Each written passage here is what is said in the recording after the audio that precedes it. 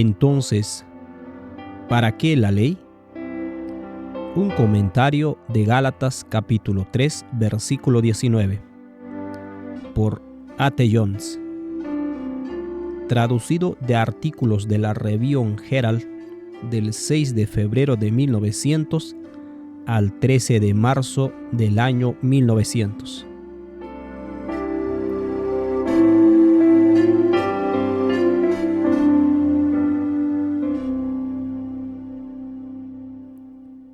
Introducción.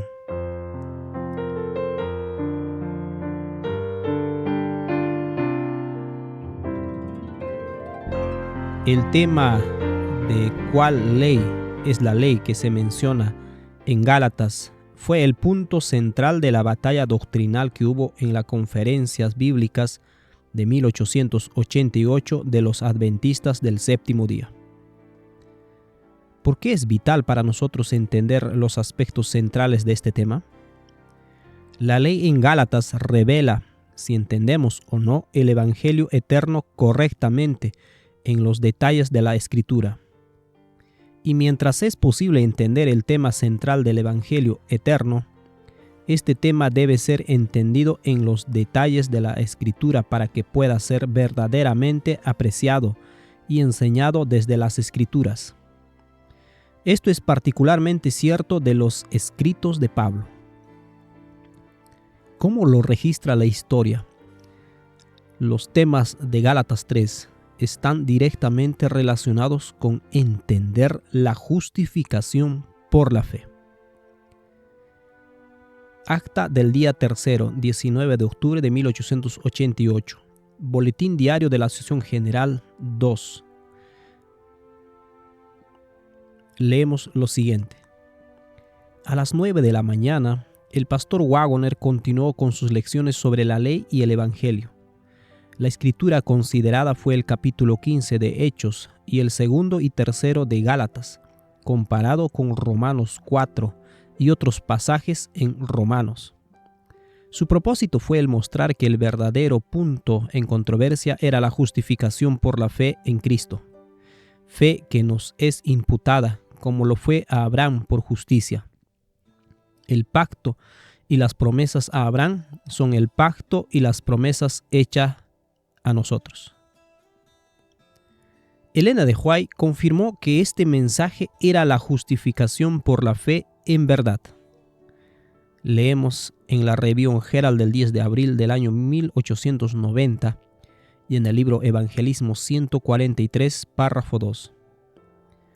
Varias personas me han escrito preguntando si el mensaje de la justificación por la fe es el mensaje del tercer ángel.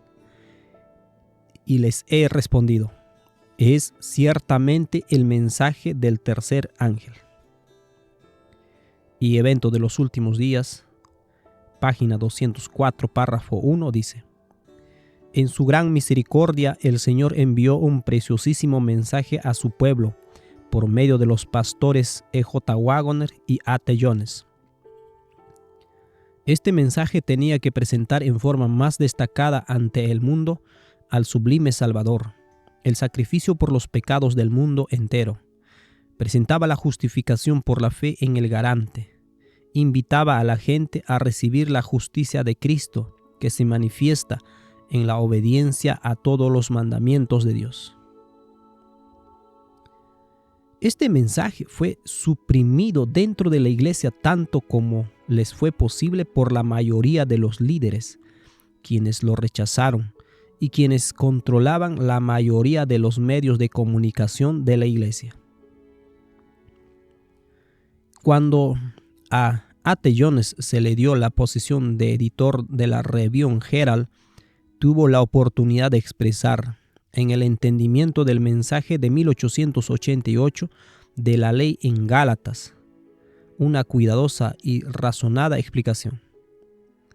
Estamos reproduciendo su comentario sobre Gálatas 3:19 aquí, dado que la mayor parte del conflicto estuvo centrado sobre este versículo y cuando sería el cumplimiento de la frase hasta que viniese la simiente, tal como leemos en Gálatas 3:19. Entonces, ¿para qué sirve la ley? fue añadida a causa de las transgresiones, hasta que viniese la simiente, a quien fue hecha la promesa, y fue ordenada por medio de ángeles en mano de un mediador. Animo al lector a estudiar cuidadosamente este comentario. El pastor Jones, bajo la inspiración del Espíritu de Dios, usa su aguda lógica, tan característica de él, para presentar la evidencia bíblica que ayuda a fundamentar los aspectos principales del mensaje de 1888. Este comentario establece el fundamento que destroza las cadenas del punto de vista protestante, sostenido por tanto tiempo sobre los pactos, el cual anula el poder de la justificación por la fe que se manifiesta en la obediencia a todos los mandamientos de Dios. Bienaventurado el que lee y los que oyen las palabras de esta profecía o este mensaje y guardan las cosas en ellas escritas, porque el tiempo está cerca. Suyo en la bendita esperanza del retorno pronto de nuestro amado Jesús. Adrián Evans.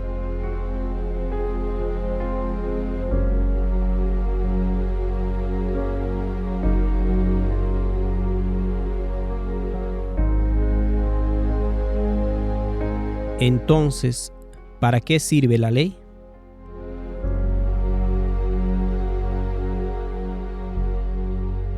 Habrá notado que la palabra sirve es una palabra suplida o agregada. No agregada realmente nada al significado. La pregunta sigue estando tan firme y clara en su lectura. Entonces, ¿para qué la ley? Otra traducción dice, ¿por qué entonces la ley? Este era el argumento siempre listo de los fariseos que habían creído contra todo el evangelio que era presentado por Pablo. Y esto porque el evangelio presenta la justificación por la fe de Cristo y no por ninguna obra de la ley. Y donde quiera que fuera presentado, los fariseos que habían creído, que no tenían ningún concepto de la justificación fuera de la que fuera por las obras de la ley, hacían la pregunta: entonces, ¿para qué la ley? ¿Cuál es el propósito de la ley? En su evaluación, esta pregunta cuestionadora era suficiente razón para todo lo que alguna vez se pudiera decir sobre la justificación por la fe, sin ninguna obra de ninguna ley. Y realmente este mismo argumento, en la misma forma asertiva y autosuficiente, es utilizado con el mismo propósito por los fariseos que creen hoy.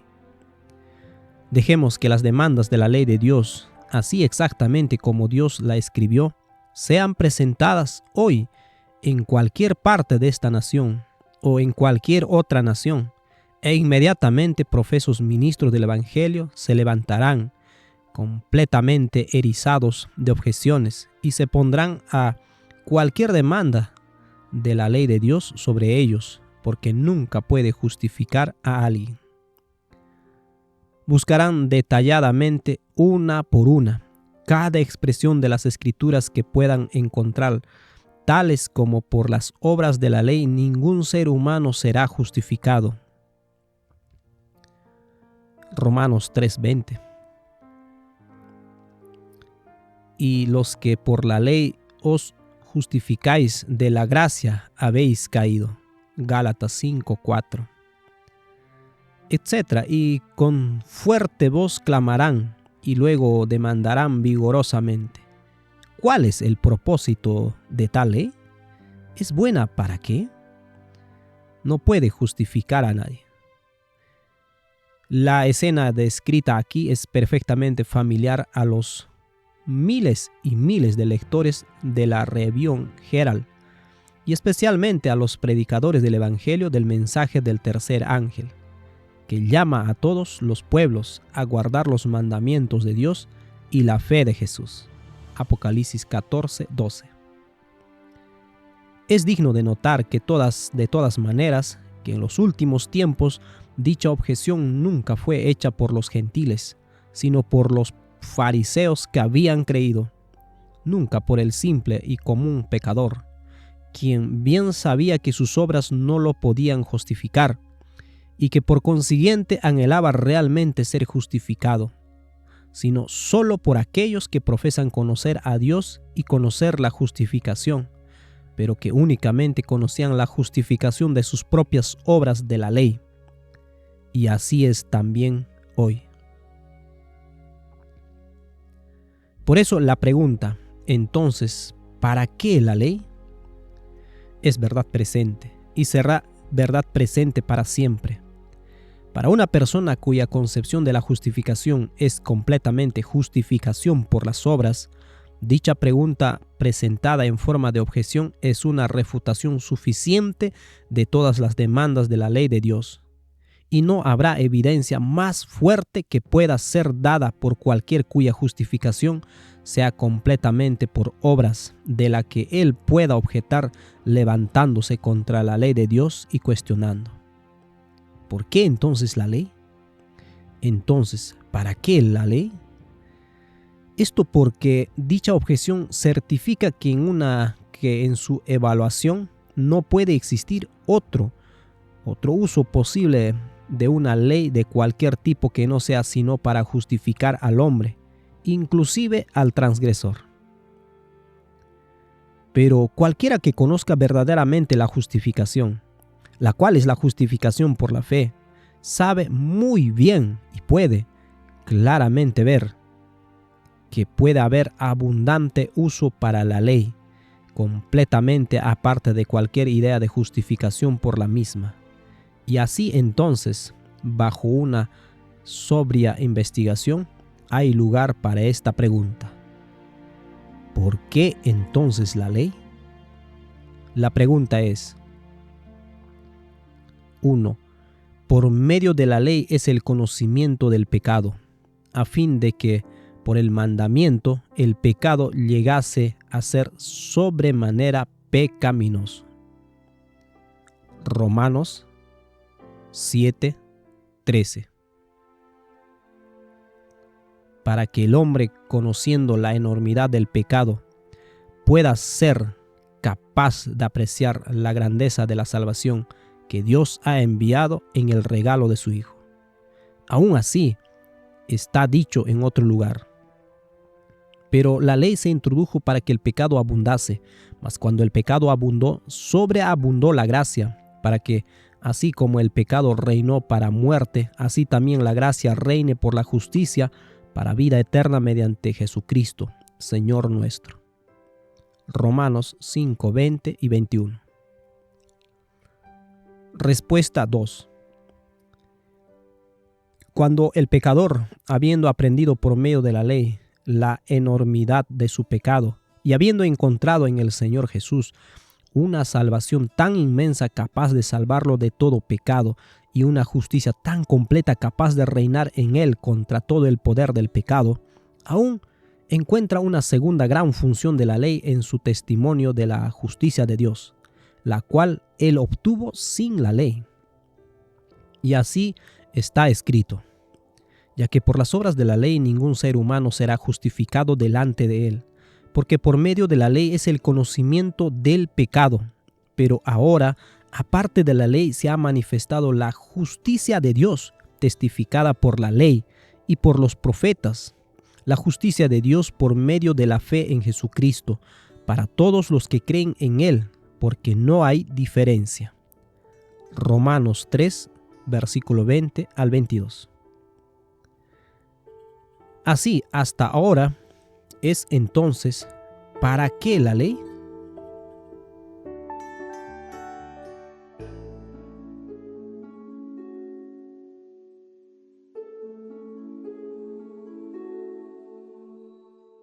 La ley moral y la ley ceremonial.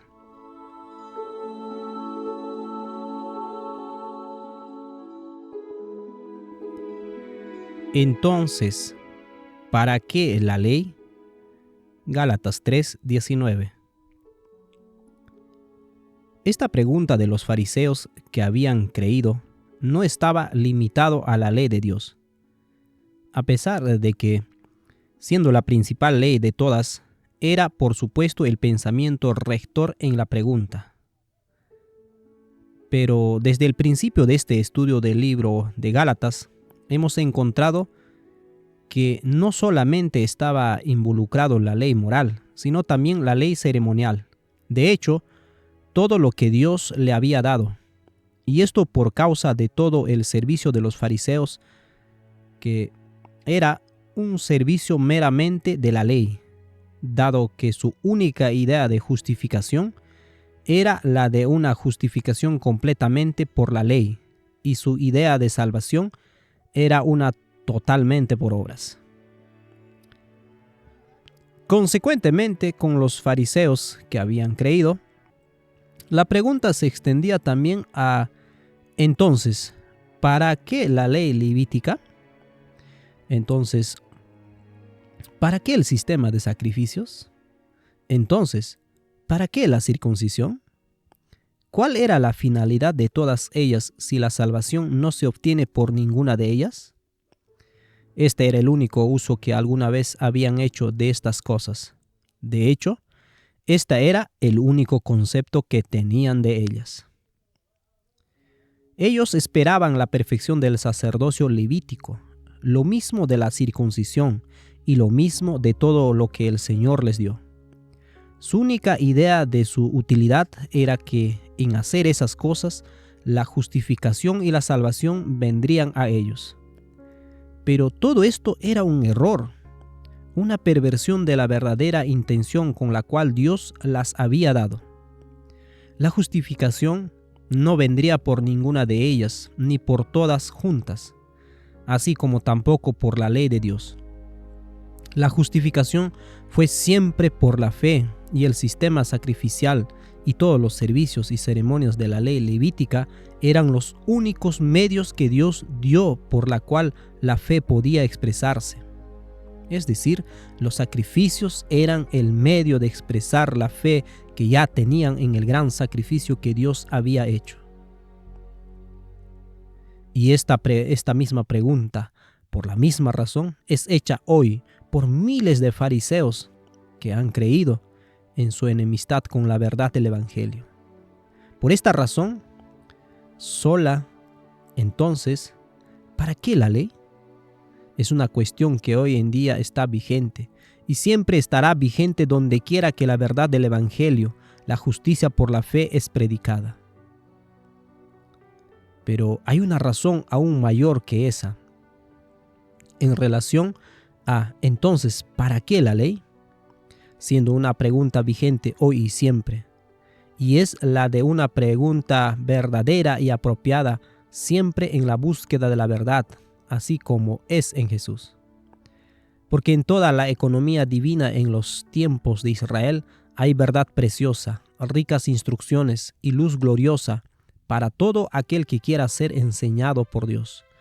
Todo esto estaba allí para el pueblo de Israel antiguo, pero se lo perdieron a causa de una mente carnal y su autojustificación. ¿Y por qué Israel se lo perdió? Miles de profesos creyentes hoy, y tropezando sobre los fracasos de Israel, ignoran o rechazan toda esa gran riqueza, la cual Israel no alcanzó, que estaba allí y hoy está para todos.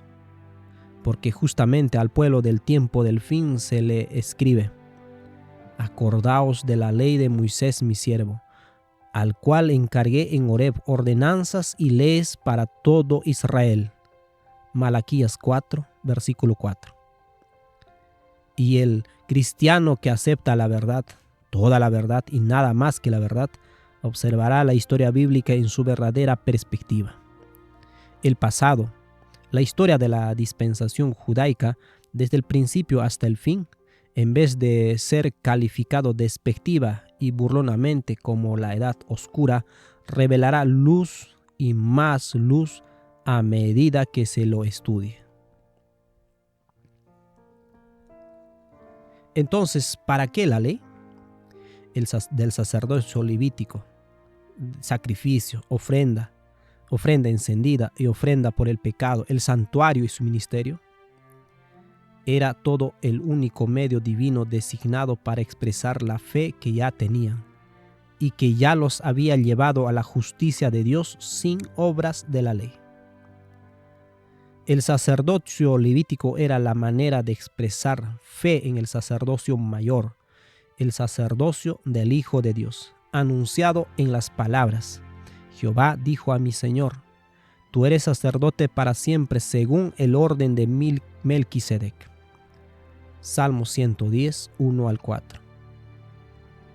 El santuario y los servicios del sacerdocio eran la manera de expresar la fe en el santuario y los servicios del sacerdocio del que está en el cielo, porque de todo este sistema, el punto principal de lo que venimos diciendo es que tenemos tal sumo sacerdote, el cual se sentó a la diestra del trono de la majestad en los cielos, ministro del santuario y de aquel verdadero tabernáculo que levantó el Señor y no el hombre. Hebreos 8, 1 al 2. Y toda esta historia, como fue mencionada aquí, se ve en las instrucciones dadas al pueblo en el libro del Levítico. En Levítico 4, versículo 13 al 20, dice que cuando el pueblo pecaba por ignorancia y estaba oculto a sus ojos, y hubieran hecho algo contra alguno y de los mandamientos de Jehová en cosas que no se han de hacer y fueren culpables, luego que llegue a ser conocido el pecado que cometiere, la congregación ofrecerá un becerro por expiación y lo traerá delante del tabernáculo de reunión. Y los ancianos de la congregación tenían que poner sus manos sobre la cabeza del becerro antes de Jehová, confesar el pecado de la congregación y ponerlo sobre el becerro. Y luego, en presencia de Jehová, degollarán el becerro. Y el sacerdote ungido meterá de la sangre del becerro en el tabernáculo de reunión, y mojará el sacerdote su dedo en la misma sangre, y rociará 7 veces delante de Jehová hacia el velo. Y él de aquella sangre pondrá sobre los cuernos del altar que está delante de Jehová en el tabernáculo de reunión, y derramará el resto de la sangre al pie del altar del holocausto, que está a la puerta del tabernáculo de reunión. De esa manera, el sacerdote hacía expiación por ellos, y del pecado obtendrán perdón. Estaba la ley de Dios y por ella el conocimiento del pecado, mostrándoles su culpabilidad. Luego estaba el sacrificio, el transferir los pecados en confesión sobre el sacrificio como sustituto. Luego estaba la muerte del sacrificio y el ofrecimiento de la sangre en su lugar, y por ella se hacían expiación y perdón de sus pecados. Estaba por la ley el conocimiento del pecado, y por el evangelio del sacrificio del perdón de pecados y expiación con Dios. Pero la sangre de los toros y de los machos cabríos no pueden quitar los pecados. Hebreos 10:4. Entonces, ¿para qué toda esta ley, santuario, servicio, ceremonia? Era un símbolo para el tiempo presente. Entonces, hasta el tiempo de reformar las cosas. Pero estando ya presente Cristo sumo sacerdote de los bienes venideros, por el más amplio y más perfecto tabernáculo, no hecho de manos, es decir, no de esta creación, y no por sangre de machos cabríos ni de becerros, sino por su propia sangre, entró una vez para siempre en el lugar santísimo, habiendo obtenido eterna redención. Hebreos 9, versículo 9 al 12. Y con Cristo y en Cristo tenemos este día del año 1900 después de Cristo, esta sustancia de la cual todo lo otro era la sombra. En el santuario celestial está el arca del pacto, en el cual está su testamento, su ley. Por medio de la ley es el conocimiento del pecado, tal como dice Romanos 3:20. Y por el evangelio del sacrificio de Jesucristo y su servicio sacerdotal y el ofrecimiento de su sangre en el santuario terrenal, hay perdón de pecado, a todo aquel que cree, como menciona Romanos 10:4, y justifica al ser hecho uno con Dios en Jesucristo, quien es la expiación.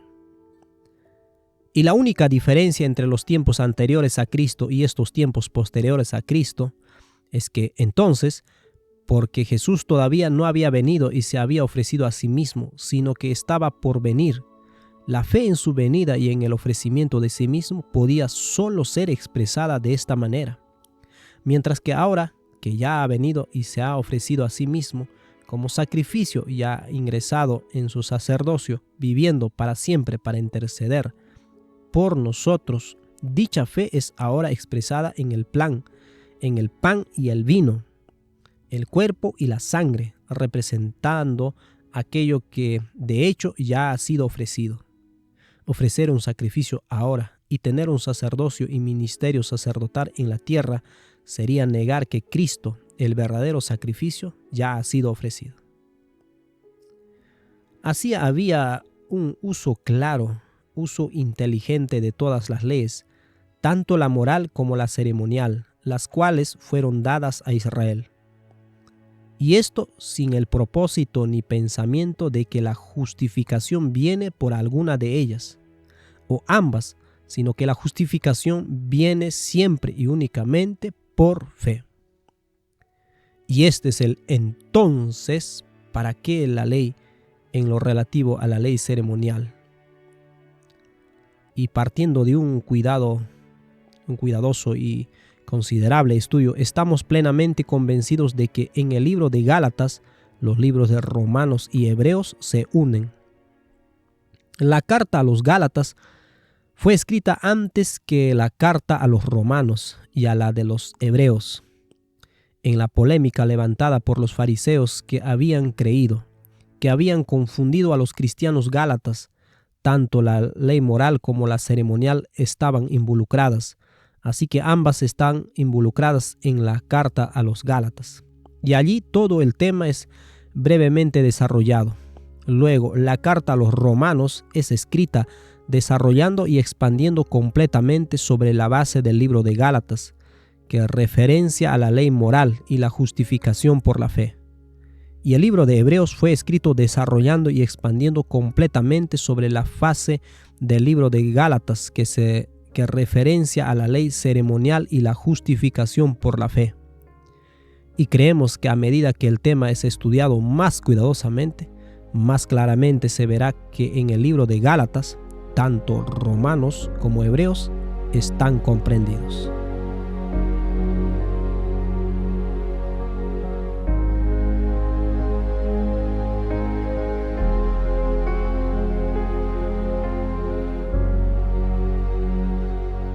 Confusiones respecto de la ley añadida.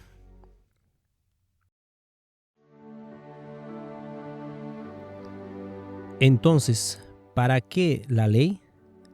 Fue añadida a causa de las transgresiones. Gálatas capítulo 3, versículo 19. El término aquí ha sido traducido como añadida. Es la misma palabra que en Hebreos 12, 19 es traducida como hablada.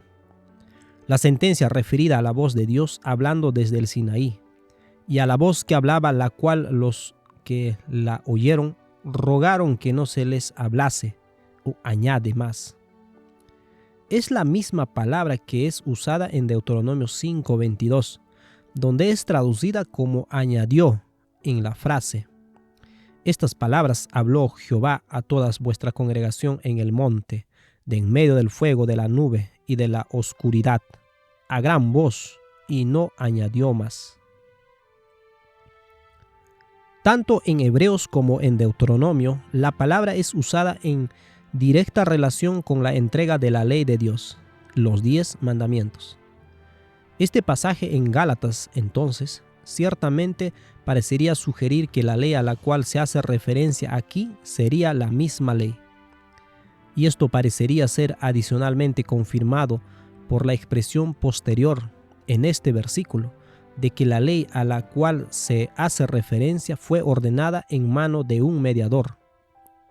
Ahora, dado que hay un solo mediador entre Dios y los hombres, Jesucristo hombre, tal como dice 1 Timoteo 2:5, ciertamente fue en las manos de Cristo que esta ley fue ordenada. Y Deuteronomio 33:2, hablando de la misma escena de la cual hablan Deuteronomio 5:22 y Hebreos 12:20, dice: Jehová vino de Sinaí y de Seir les esclareció. Resplandeció desde el monte de Parán y vino de entre 10 millares de santos con la ley de fuego a su mano derecha.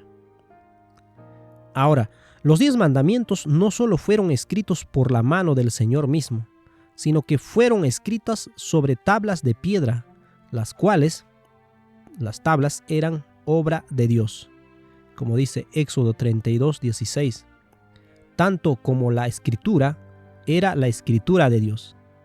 Y estas tablas fueron dadas por la mano del Señor a Moisés. Y aun cuando Moisés había roto estas tablas y le fue ordenado que preparara otras tablas, el Señor nuevamente escribió con su mano en dichas tablas la misma ley que él mismo había escrito en las tablas que él mismo había hecho. Pero esto no es verdad ni de ninguna otra ley. Es verdad que la ley ceremonial, la ley concerniente a los sacrificios, ofrendas, el santuario, todo el sistema levítico, también fue dada por el Señor a Moisés, pero no fue dada por la mano del Señor a Moisés. No salió de su mano, no por escritura de su propia mano, o en tablas hechas por su propia mano. Fue dada a Moisés por el Señor y fue escrita totalmente por Moisés, y en nada por el Señor. Algunos, tomando la palabra en español añadida de esta parte de Gálatas 3:19 y exigiéndole un sentido restringido del español añadida, han supuesto que aquí se enseña que cualquiera sea la ley que se haga referencia aquí, fue necesariamente añadida a algo como parte de esa misma cosa, y así han sostenido que fue agregada al pacto con Abraham. Pero un punto de vista como ese sería claramente un error, porque en Gálatas 3:15 se declara positivamente que un pacto, aunque sea de hombre, una vez ratificada nadie lo invalida ni le añade. Así sería imposible añadir algo a este pacto. La palabra traducida como añade en Gálatas 3:15 no es la misma en griego que la traducida como añadida en Gálatas 3:19, ni tampoco las palabras están relacionadas. De la misma palabra griega en Gálatas 3:19 y su uso en conexión con la ley, en Hebreos 12:20 y Deuteronomio 5:22, como también su uso adicional en las Escrituras, está claro que no necesariamente está implicando que a lo que se hace referencia se le debería literalmente añadir en el sentido de una adición matemática. Una frase en la cual esta palabra griega es usada es en «Mas buscad primeramente el reino de Dios y su justicia, y todas estas cosas os serán añadidas». Mateo 6:33. Aquí está claro que la expresión es equivalente a simplemente dar. Todas estas cosas os serán dadas, o les serán dadas todas estas cosas. Ese es exactamente el significado en Marcos 4:24, en el cual nuestra traducción es: y aún se os añadirá a vosotros los que oís, mas les será dado. En Hechos 12:13 de nuestra traducción dice: procedió a prender también a Pedro. Esto traducido como en Gálatas 3:19 sería: procedió a añadir a Pedro. Así también las palabras en Gálatas 3:19 podrían con igual propiedad ser traducidas como entonces. ¿Para qué la ley? Fue hablada a causa de las transgresiones. O Entonces, ¿para qué la ley? Fue dada a causa de las transgresiones. Una traducción de la frase es: fue establecida por causa de las transgresiones. Otra es: fue introducida, etc. Es verdad, traducirla fue añadida es correcto también, si entendemos que la palabra añadida conlleva estos significados y no está restringiendo a su significado especial de una adición matemática, como añadir a su estatura un codo. La ley entonces fue dada, fue hablada, fue añadida por causa de las transgresiones. ¿Se aplica esta declaración en el caso de la ley de Dios, los 10 mandamientos? En referencia a dicha ley, a la cual se hace referencia a lo largo de la argumentación en la cual los gálatas cristianos estaban involucrados, es decir, la ley en su forma escrita, la declaración ciertamente le corresponde. Esto no solamente será claramente visto, sino que ha sido positivamente manifestado en una cita ya mencionado varias veces en estos estudios sobre Gálatas, y nuevamente la estableceremos aquí. Si el hombre hubiera guardado la ley de Dios, tal como le fue dado a Adán después de su caída, preservada por Noé y observada por Abraham, no habría habido necesidad del rito de la circuncisión.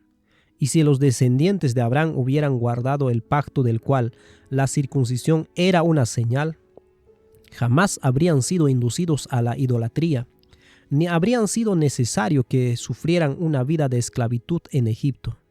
Habrían conservado el conocimiento de la ley de Dios, y no habría sido necesario proclamarla desde el Sinaí o grabarla sobre tablas de piedra. Y si el pueblo hubiera practicado los principios de los 10 mandamientos, no habría habido necesidad de las instrucciones adicionales que se le dieron a Moisés. Patriarcas y Profetas, página 379, párrafo 2. Esto se corresponde en forma exacta con otras expresiones en referencia al ingreso de la ley de Dios. La ley se introdujo para que el pecado abundase. Romanos 5:20. Por el mandamiento el pecado llegase a ser sobremanera pecaminoso. Romanos 7:13. Para traer la transgresión al frente. La traducción de Farrar de Gálatas 3:19. Para dejar como transgresores las transgresiones de ella. Esta sería otra versión.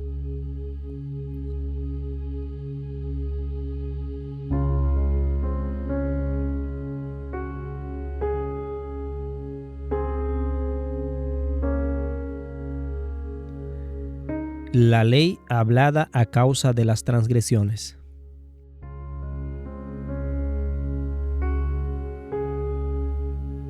Entonces, ¿para qué la ley?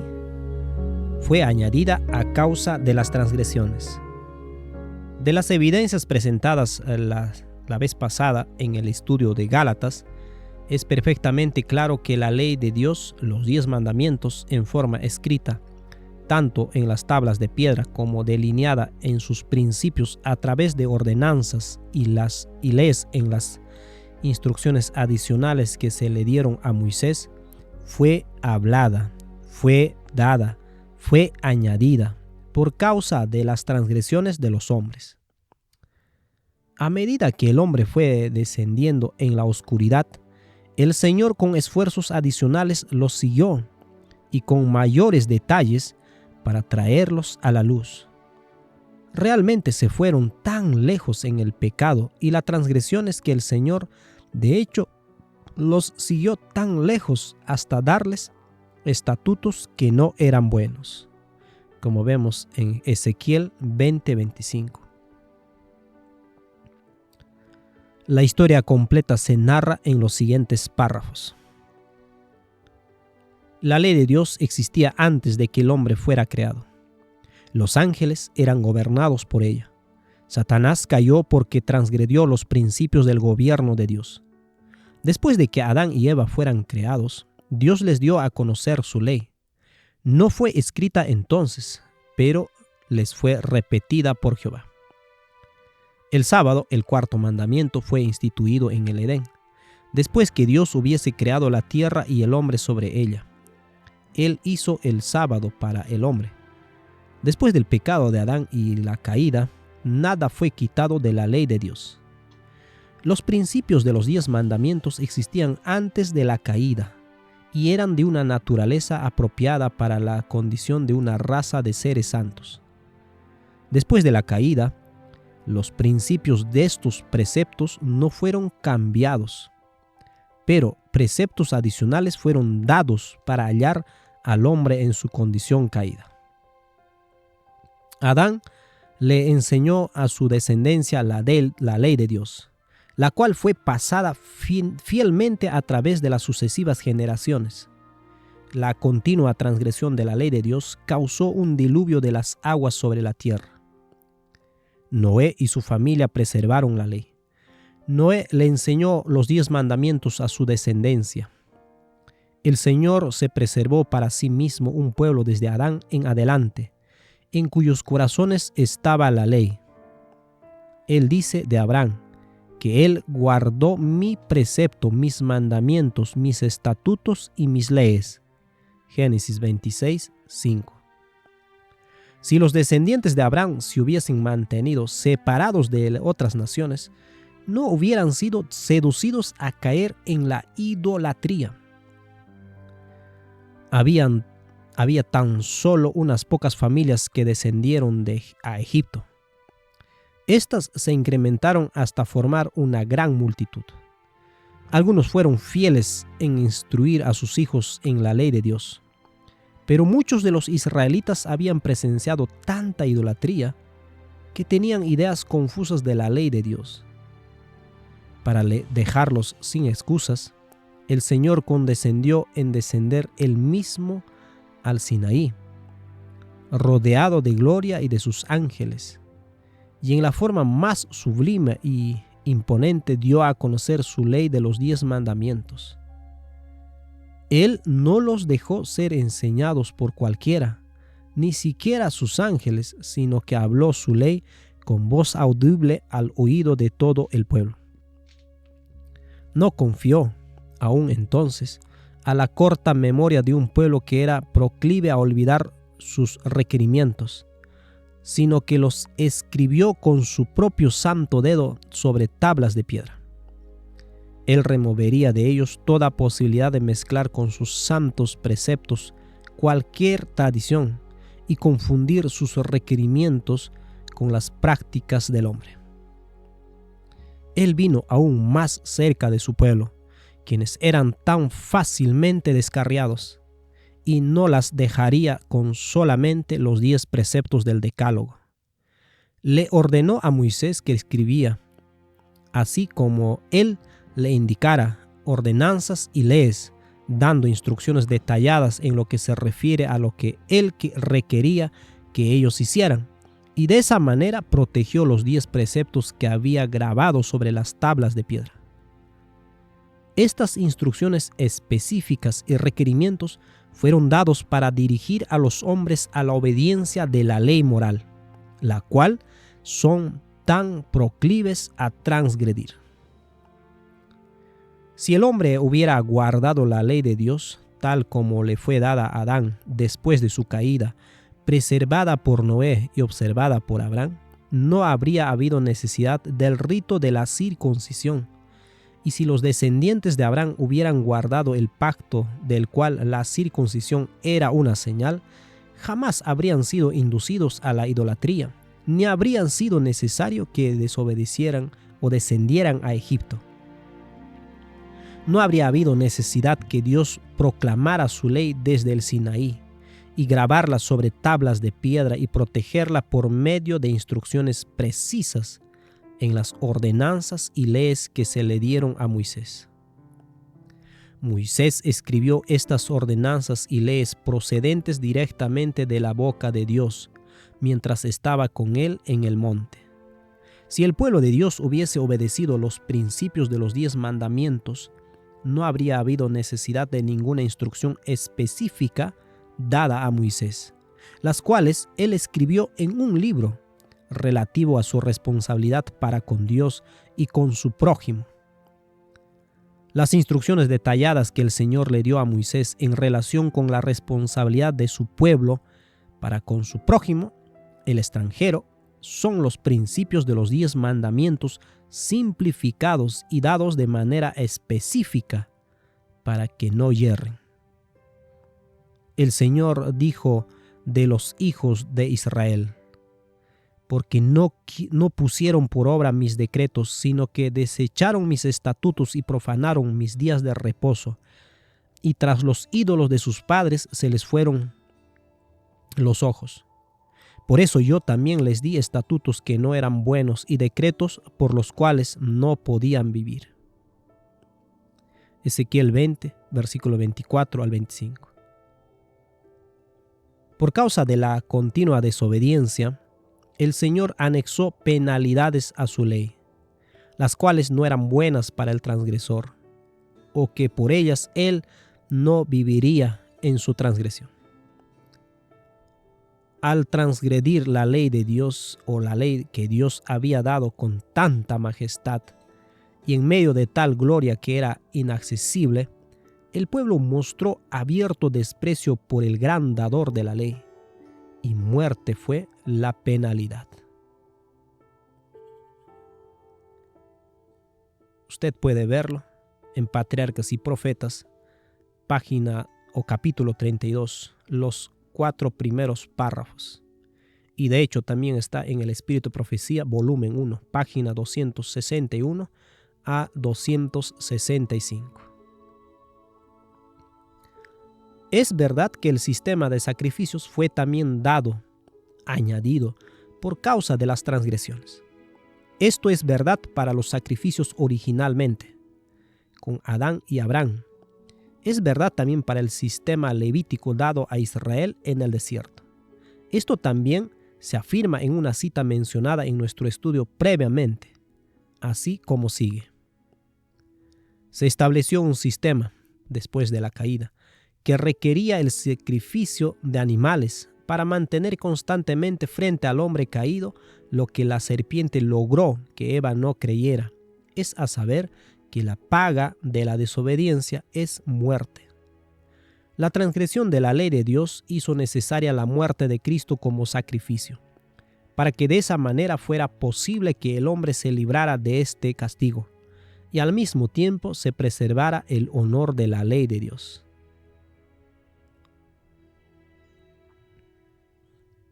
El sistema de sacrificios confiado a Adán fue también pervertido por sus descendientes. La superstición, la idolatría, la crueldad y el libertinaje corrompieron el sencillo y significativo servicio que Dios había establecido. A través de su larga relación con los idólatras, el pueblo de Israel había mezclado muchas costumbres paganas con su culto. Por consiguiente, en el Sinaí, el Señor le dio instrucciones definidas tocantes al servicio de los sacrificios. Una vez terminada la construcción del santuario, Dios se comunicó con Moisés desde la nube de gloria que descendía sobre el propiciatorio y le dio instrucciones completas acerca del sistema de sacrificios y ofrendas y las formas del culto que debían emplearse en el santuario.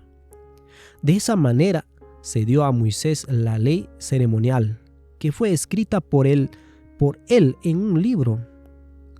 Pero la ley de los 10 mandamientos pronunciada desde el Sinaí había sido descrita por Dios mismo en las tablas de piedra y fue guardada sagradamente en el arca. Esta cita está en Patriarcas y Profetas, página 380. Así es verdad que tanto la ley moral como la ley ceremonial fueron añadidas por causa de las transgresiones. La pregunta entonces es, ¿cuál es la ley que preeminentemente es referida en esta frase de Gálatas 3:19? Y por las especificaciones que ya hemos notado, como siendo esta ley ordenada en mano de un mediador, y la directa asociación de este texto con la ley de Dios siendo hablada en Hebreos 12:20 y Deuteronomio 5:20, ciertamente ha de ser verdad que la ley a la cual este versículo preeminentemente hace referencia es la ley de Dios, los 10 mandamientos, en forma escrita en tablas de piedra y en la Biblia.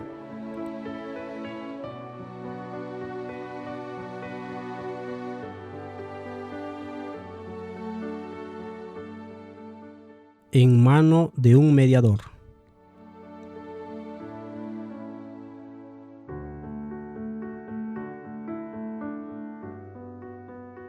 Entonces, ¿para qué la ley?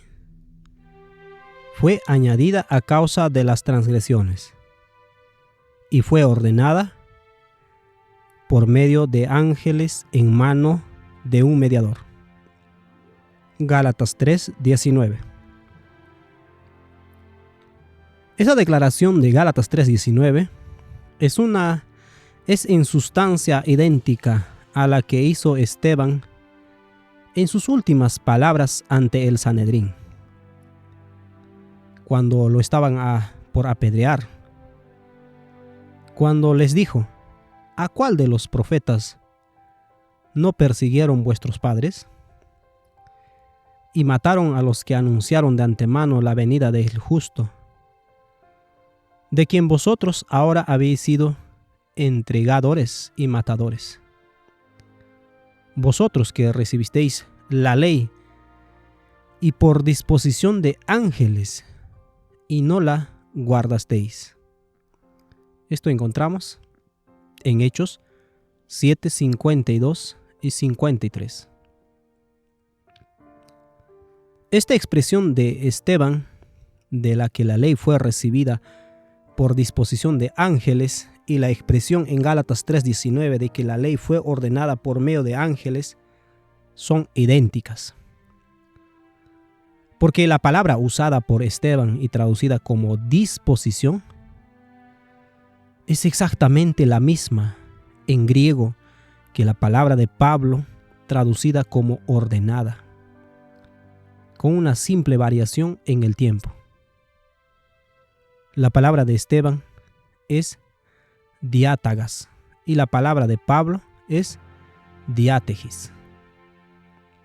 Ahora, ¿cuál ley podría haber sido aquella, independientemente de cualquier otra cosa que podría incluirse, la que preeminentemente hacía referencia Esteban cuando, en conexión con la ley que no habían guardado, los acusó de ser matadores? ¿Cuál es la ley que preeminentemente no es guardada por un matador? Es la ley de Dios, los 10 mandamientos, uno de los cuales dice: no matarás. Y cuando exactamente la misma palabra es usada en Gálatas 3:19, en exactamente la misma conexión, entonces, ¿cuál ley únicamente puede hacer referencia como preeminente la ley referida allí, independientemente de cualquier otra ley que se pueda incluir?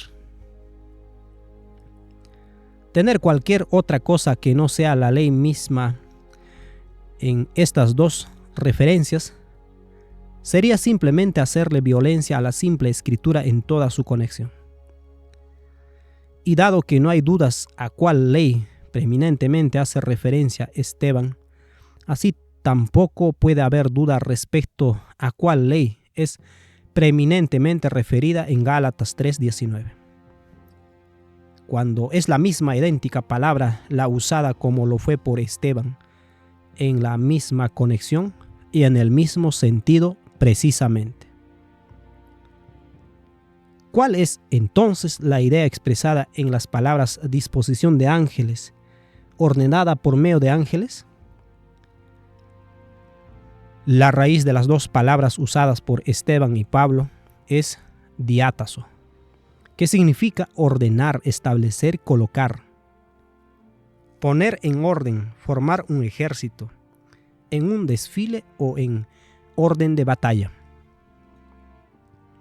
Así, la declaración específica que estos dos pasajes es que cuando se dio la ley referida en estos dos lugares, los ángeles fueron ordenados en un gran despliegue, como un rey dispone de su ejército o un general de sus tropas.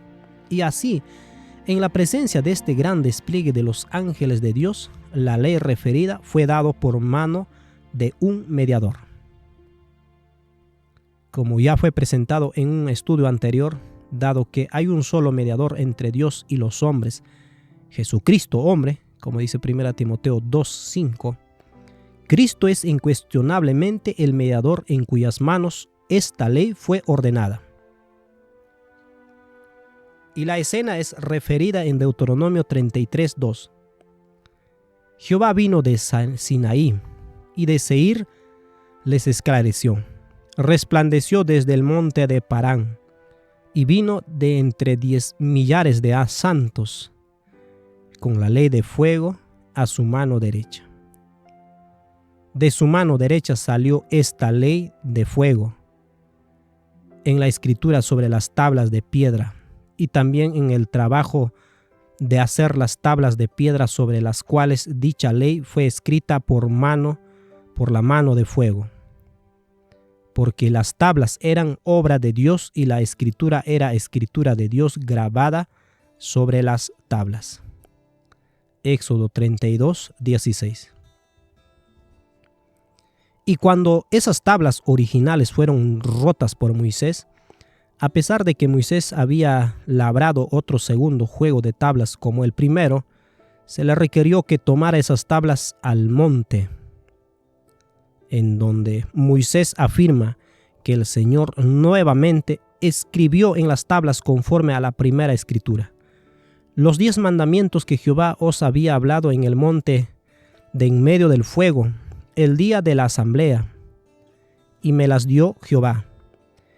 Y volví y descendí del monte, y puse las tablas en el arca que había hecho, y allí están, como Jehová me mandó. Deuteronomios 10, 4-5. Entonces, la ley de los 10 mandamientos fue dada en el sentido más completo, por mano de un solo mediador entre Dios y los hombres, Jesucristo, hombre. 1 Timoteo 2:5. Y ninguna otra ley fue dada. Otra ley fue dada a Moisés por palabra, o por inspiración, la cual él escribió con su mano. Pero ninguna otra ley que aquella escrita en tablas de piedra fue dada por mano del mediador. De su mano salió esa ley de fuego, y de esa mano no salió otra ley. Y cuando de esa mano derecha salió esa ley de fuego, entonces millares de santos estaban presentes. Estos 10 millares de santos eran el grandioso y glorioso despliegue de ángeles que fue ordenado, desplegado, puestos en orden por el Rey Celestial para contemplar y dar honor a esa maravillosa entrega en esa tan maravillosa ocasión. Aún los cristianos nunca han realmente discernido la majestad y la gloria que atendió la entrega de la ley en el Sinaí, y dicha gloria y majestad son tan solo la verdadera medida de la importancia del evento. Truenos y relámpagos y espesa nube sobre el monte y sonido de bocina muy fuerte. Éxodo 19:16. Todo el monte Sinaí humeaba porque Jehová había descendido sobre él en fuego, y el humo subía como el humo de un horno, y todo el monte se estremecía en gran manera. Éxodo 19:18. El sonido de la bocina iba aumentando en extremo. Salmo 77:18. La voz de tu trueno estaba en torbellino. Tus relámpagos alumbraron el mundo, se estremeció y tembló la tierra. Por supuesto, es Salmos 77:18. Y del medio de aquella gloriosa y terrible escena, cuando el monte ardía en fuego hasta en medio de los cielos, con tinieblas, nube y oscuridad. Deuteronomios 4:11. Habló Jehová de en medio del fuego, de la nube y de la oscuridad a gran voz. Deuteronomio 5:22. los 10 mandamientos y no añadió más, y se estremeció todo el pueblo que estaba en el campamento. Éxodo 19:16. Y rogaron que no se les hablase o añadiese más. Hebreos 12:19. Y luego, con su mano de fuego, las escribió en 2 tablas de piedra, las cuales dio a Moisés. Deuteronomio 5:22. Los carros de Dios se cuentan por veintenas de millares. El Señor viene del Sinaí a su santuario. Salmo 68:17. Los ángeles 10,000 veces 10,000 y millares de millares rodearon al pueblo de Dios que estaba congregado alrededor del monte, y estuvieron sobre ellos, haciendo así un tabernáculo viviente, del cual todo ángel maligno fue excluido, para que ninguna palabra que saliere de la voz de Jesús fuera alterada en alguna mente, ni ninguna sugerencia de duda o maldad fuera hecha a algún alma. Así que cuando la ley fue dada en el Sinaí, el glorioso Señor y todo el pueblo estaban rodeados de la hueste celestial de ángeles, dispuestos, ordenados, agrupados en forma ordenada. Querubines de 4 caras y 4 alas, serafines de 6 alas, y los brillantes ángeles con sus resplandecientes carros dorados. Todos estos por miles y miles acompañados por la majestad del cielo. El mediador, en amor, salió de su mano para los hombres pecadores su gran ley de fuego de amor. Deuteronomio 33:3. Desde luego, cuando fue dada la ley de Dios, los 10 mandamientos en el Sinaí, no ha habido ciertamente una escena más majestuosa desde la creación de este mundo. Y esta es la única ley alguna vez dada por mano de un mediador. ¿Cómo puede haber alguna duda o inseguridad de que esta es la ley de Gálatas 3:19, que fue añadida por causa de las transgresiones y que fue ordenada por medio de ángeles en mano de un mediador?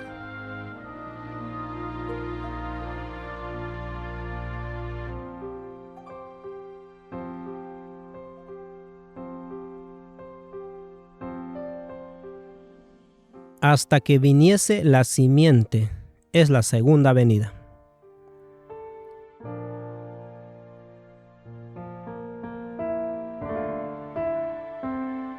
Entonces, ¿para qué la ley? Fue añadida a causa de las transgresiones, hasta que viniese la simiente, a quien fue hecha la promesa, y fue ordenada por medio de ángeles en manos de un mediador. Gálatas 3:19. Por cada una de las cláusulas de este versículo, considerados en sí mismos, encontramos que la ley de Dios, los 10 mandamientos en su forma escrita, dados en el Sinaí y así como están en la Biblia, es la ley a la que preeminentemente se hace referencia. Y es la única que reúne en sí todos los requerimientos y las especificaciones consideradas hasta ahora. Pero ahora tenemos esta: hasta que viniese la simiente a quien fue hecha la promesa. Hay 2 leyes referidas en Gálatas. Eso está establecido. Ambas fueron añadidas y ambas lo fueron por causa de las transgresiones. Pero, ¿cuál es la ley que preeminentemente se hace referencia en este lugar y su contexto? Esa es la pregunta aquí. Hay también 2 venidas de la simiente, la cual es Cristo, y es propio y justo preguntarse: ¿a cuál venida se hace referencia aquí? ¿Por qué cualquiera dejaría como establecido y firme a la venida referida en este texto, una venida que requiere que la ley también esté firmemente establecida como la ley del pasaje, ley que no reúne todos los requerimientos del versículo en su contexto? Eso es lo que se ha hecho. Se ha sido el gran defecto hecho en el análisis usual de este pasaje de las Escrituras. Aquellos que son enemigos de la ley de Dios en cualquiera de sus formas, y que les gustaría que sea abolida de cualquier manera, pero que no conocen que dicha ley no podría de ninguna manera ser abolida, han siempre exprimido este versículo en este tema para que les sirva en tan terriblemente equivocada causa. Estos rápidamente lo toman y determinan que la venida de la simiente aquí referida es la de la primera venida de Cristo. Nunca miran más allá de la primera cláusula. No están en su interés hacerlo, porque la única utilidad que tienen para este versículo es para que ellos puedan apoyar su determinación de que la ley de Dios ha sido abolida. De allí son enemigos de la ley de Dios. Por otro lado, los amigos de la ley de Dios conocen que es verdad que hubo una ley abolida en la primera venida de Cristo. Y dado que aquí hay una ley que fue añadida hasta que viniese la simiente, estos amigos de la ley de Dios permiten e inclusive concuerdan con la demanda de los enemigos de la ley de Dios, de que la primera venida de Cristo es la venida a la cual aquí se hace referencia. Entonces, consecuentemente, se decide que la ley fue abolida, es la ley a la cual se hace referencia aquí. Pero debería ser confesado que es una manera débil de encarar el tema. Tiene la apariencia más de querer escaparle al tema que un verdadero estudio y descubrimiento de la verdad. Así como es en la palabra, por la verdad misma. De hecho, no hay nada en este versículo o en toda su conexión que sugiera la abolición o la abolición de cualquier ley. El tema es, entonces, ¿para qué sirve la ley? ¿Cuál es el propósito, finalidad, objeto de la ley? Pero hay dos venidas de la simiente. Hay otra, la segunda venida de Cristo, también como hubo una primera. ¿Es acaso imposible que la segunda venida de la simiente pueda ser la venida referida en este versículo? Hay otras expresiones similares en la Escritura. Por ejemplo, Ezequiel 21:27, hablando de remover la diadema y la corona del rey de Judá, dice: arruina, arruina, arruina lo reduciré, y esto no será más hasta que venga aquel cuyo es el derecho, y yo se lo entregaré. ¿Qué venida es esta?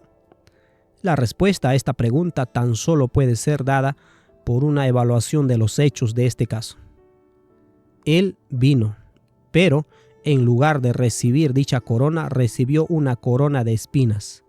En lugar de ser sentado sobre dicho trono, fue clavado en la cruz.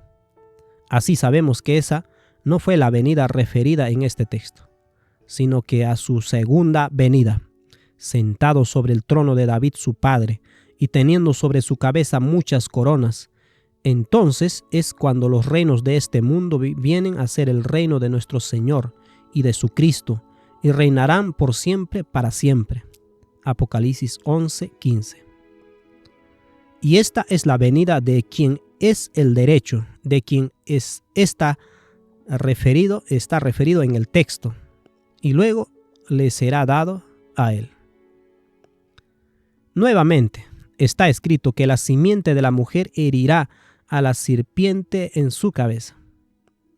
Dicha simiente vino y no hirió la cabeza de la serpiente, sino que él mismo fue herido, como dice Isaías 53:5.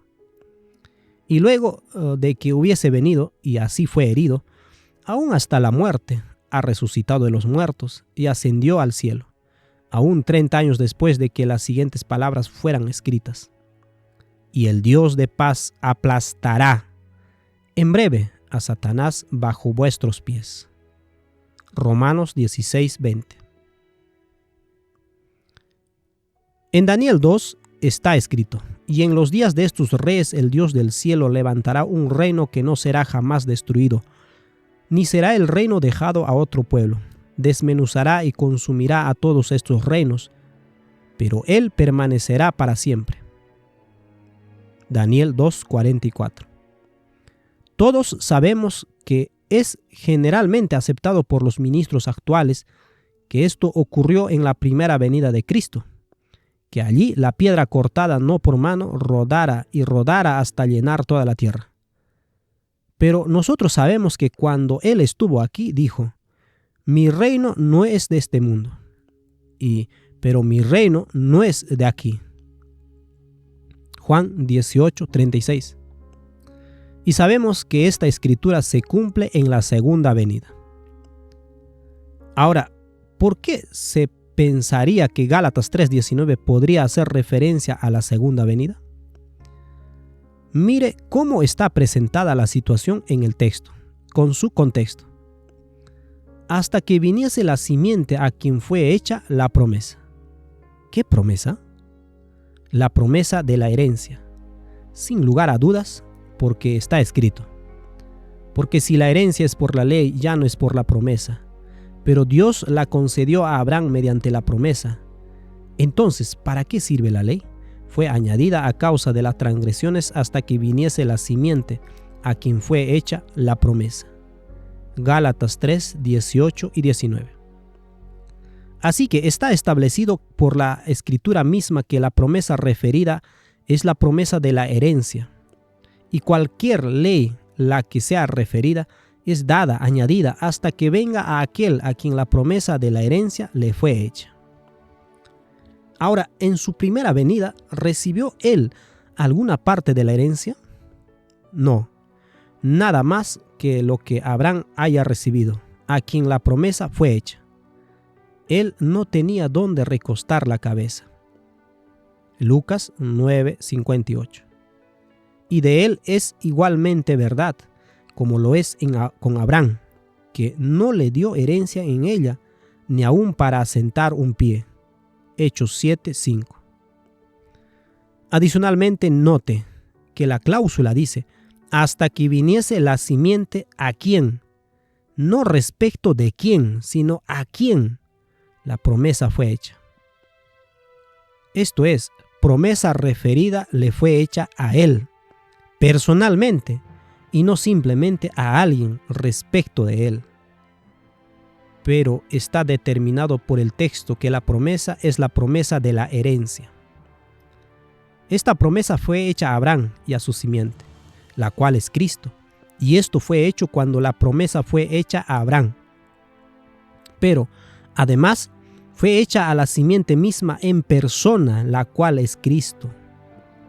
Lea en el segundo Salmo: yo publicaré el decreto. Jehová me ha dicho: mi hijo eres tú. Yo te engendré hoy. Pídeme y te daré por herencia a las naciones, y como posesión tuya los confines de la tierra. Salmos 2, 7 y 8. Aquí está la promesa de la herencia hecha directamente a la simiente, la cual es Cristo. Ahora, ¿cuándo es la promesa cumplida? Cuando algo ha de ser hecho, instituido, establecido. Hasta que viniese la simiente a quien la promesa fue hecha. Entonces, ¿cuál venida sería la verdadera y lógica única venida que podría ser considerada? Simplemente la venida en la cual recibirá la herencia referida en la promesa, y únicamente aquella que la promesa refiere. Por consiguiente, considerando lo que claramente está declarada que la promesa es la promesa de la herencia, y considerando que dicha promesa está relacionada y atañe particularmente y por sobre todo a su segunda venida, es evidente que la segunda venida de Cristo en lugar de la primera es la referida en esta cláusula, hasta que viniese la simiente a quien fue hecha la promesa. Y dado que por todas las otras cláusulas de este versículo hemos encontrado que la ley de Dios, como fue dado en las tablas de piedra en el Sinaí y en la Biblia, es la ley preeminentemente referida aquí y la única que cumple con todas las especificaciones de todas las cláusulas. Y dado que la venida referida en esta cláusula es la venida relacionada con la herencia y con su recepción, establece sin posibilidades de controversia que la ley de Dios, los 10 mandamientos, así como fueron dados en las tablas de piedra y en la Biblia, deben permanecer en todo su poder y obligación hasta la segunda venida de Cristo y el fin del mundo. Y todos sabemos que no será abolida allí. Es siempre verdad que aquellas escrituras que Satanás se enfoca y usa más tenazmente para demostrar la abolición de la ley de Dios son exactamente las que, cuando son verdaderamente entendidas, son vistas como las más concluyentes y las que muestran en forma más hermosa su integridad eterna y obligación. Miremos el tema aún más. La herencia es la cosa referida en la promesa. Pero, ¿con qué la herencia está conectada? Claramente y únicamente con el pacto de Dios con Abraham, el pacto eterno. Note en el texto que el pacto, es decir, el pacto con Abraham, el pacto eterno, previamente ratificado por Dios para con Cristo, la ley que vino 430 años después no lo abroga para invalidar la promesa, es decir, la promesa de la herencia contenida en dicho pacto. Gálatas 3:17. Como hemos visto en un estudio previo, la herencia es el gran tema del pacto con Abraham, el pacto eterno. De hecho, Dios hizo el pacto con Abraham, comprometiéndose a que Abraham heredaría aquello que Dios le prometió.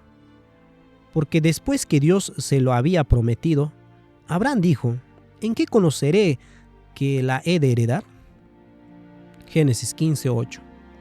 Y en respuesta, Dios hizo con él e ingresó en un pacto de sangre en el cual él comprometió su vida de que la promesa de la herencia nunca fallaría. Leemos en Génesis 15, del versículo 8 hasta el versículo 18.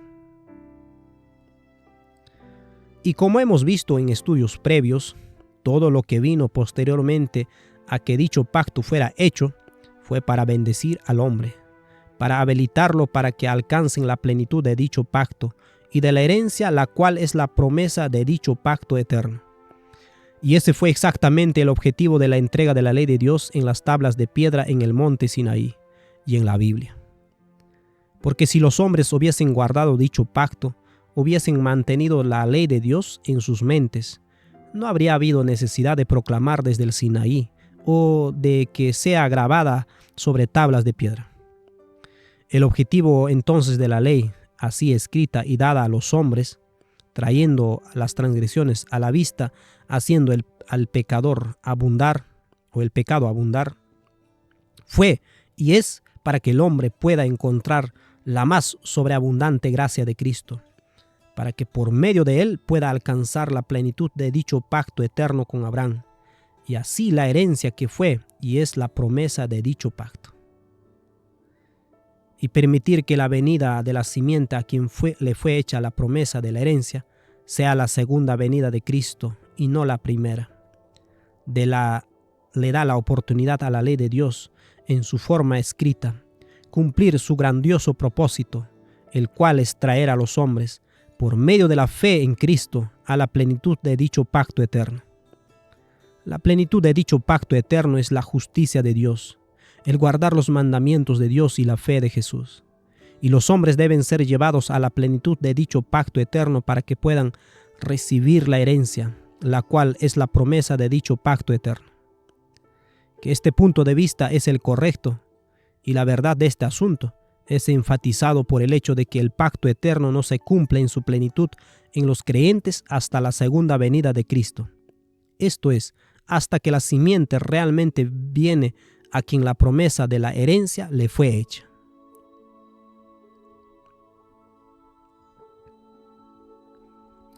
Una cláusula del pacto eterno es: daré mi ley en su mente y la escribiré en su corazón. Jeremías 31:33.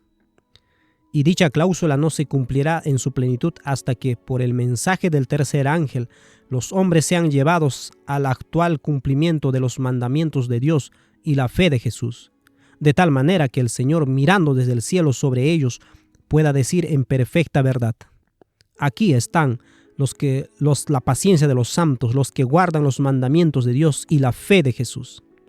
Apocalipsis 14:12. Otra cláusula del pacto eterno es: ninguno enseñará a su prójimo, ni ninguno a su hermano, diciendo: conoce al Señor, porque todos me conocerán, desde el menor hasta el mayor de ellos. Hebreos 8:11. A pesar de que ahora, como en los tiempos de Abraham, estamos viviendo en los tiempos del nuevo pacto, nosotros ni el mundo ha alcanzado el punto en el cual no es necesario que ningún hombre le enseñe a su prójimo o hermano, diciendo: conoce al Señor. Y esta parte del pacto eterno no tendrá su cumplimiento pleno hasta que, a través de la bendición y el poder de Dios en el mensaje del tercer ángel, el misterio de Dios sea consumado. Como dice Colosenses 1:26 y 27 y Apocalipsis 10:7. No es necesario tomar aquí las cláusulas del pacto eterno una por una. Estas son suficientes para ilustrar la verdad de que el pacto eterno, el nuevo pacto, el pacto con Abraham, el cual es la promesa de la herencia hecha a la simiente, no se ha cumplido en su plenitud en aquellos que lo aceptan, hasta la segunda venida de Cristo. Y si esto no está suficientemente claro por las escrituras presentadas, o no es lo suficientemente convincente, lea entonces las siguientes frases del testimonio de Jesús, el cual es el espíritu de profecía. Escuche. Esta es de Primeros Escritos, página 285, párrafo 1 y 2. Dios escogió la medianoche para libertar a su pueblo. Mientras los malvados se burlaban en derredor de ellos, apareció de pronto el sol con toda su refulgencia y la luna se paró. Los impíos se asombraron de aquel espectáculo, al paso que los santos contemplaban con solemne júbilo aquella señal de su liberación. En rápida sucesión se produjeron señales y prodigios. Todo parecía haberse desquiciado. Cesaron de fluir los ríos. Aparecieron densas y tenebrosas nubes que entrechocaban unas con otras. Pero había un claro de persistente esplendor de donde salía la voz de Dios, como el sonido de muchas aguas estremeciendo los cielos y la tierra. Sobrevino un terremoto tremendo, abriéndose los sepulcros, y los que habían muerto teniendo fe en el mensaje del tercer ángel y guardando el sábado se levantaron, glorificados de sus polvorientos lechos, para escuchar el pacto de paz que Dios iba a hacer con quienes habían observado su ley. El firmamento se abría y cerraba en violenta conmoción. Las montañas se agitaban como cañas batidas por el viento, arrojando peñascos por todo alrededor.